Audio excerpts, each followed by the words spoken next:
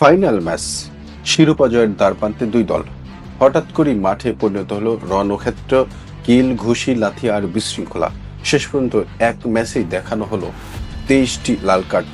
ব্রাজিলের ঐতিহ্যবাহী টুর্নামেন্ট ক্যাম্পেওনাতো মিউরোর এ ফাইনালে মুখোমুখি হয়েছিল দুই চিরপ্রতিদ্বন্দ্বী ক্লাব, ক্রুজেইরো স্পোর্ট ক্লাব ও অ্যাটলেটিকো মিরোর।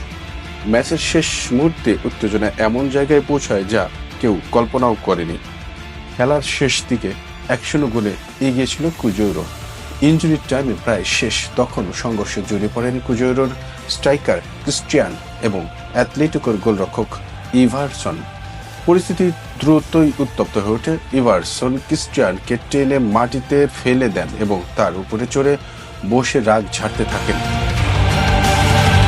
রেফারি এসে দুজনকে আলাদা করার চেষ্টা করছিলেন, ঠিক তখনই পেছন থেকে ক্রুজেইরোর এক খেলোয়াড় ধাক্কা দেন এভারসনকে।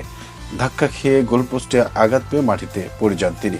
আর সেই মুহূর্তেই যেন আগুনে ঘি পড়ে। দুই দলের খেলোয়াড়রা একে অপরের উপর ঝাঁপিয়ে পড়েন। কেউ কিল মারছেন, কেউ ঘুষি, কেউ লাথি। মুহূর্তের মধ্যে ফুটবল মাঠ পরিণত হলো যুদ্ধক্ষেত্রে। শুধু মাঠের লড়াই নয়, বেঞ্চে থাকা খেলোয়াড় ও সাপোর্ট স্টাফরাও দৌড়ে এসে জড়িয়ে পড়েন মারামারিতে।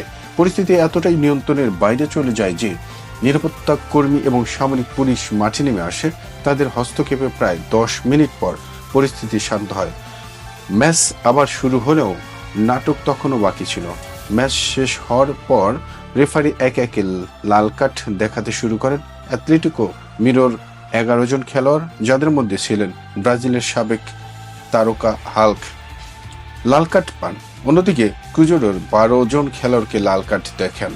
সব মিলে 23 জন খেলোয়াড় লাল কার্ড পান, যা ফুটবল ইতিহাসে নতুন বিশ্ব রেকর্ড।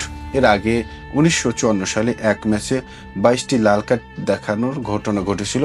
একটি ফাইনাল ম্যাচ, যা হওয়ার কথা ছিল শিরোপা উদযাপনের গল্প, সেটি শেষ পর্যন্ত হয়ে গেল ফুটবল ইতিহাসের সবচেয়ে বড় মারামারির গল্প।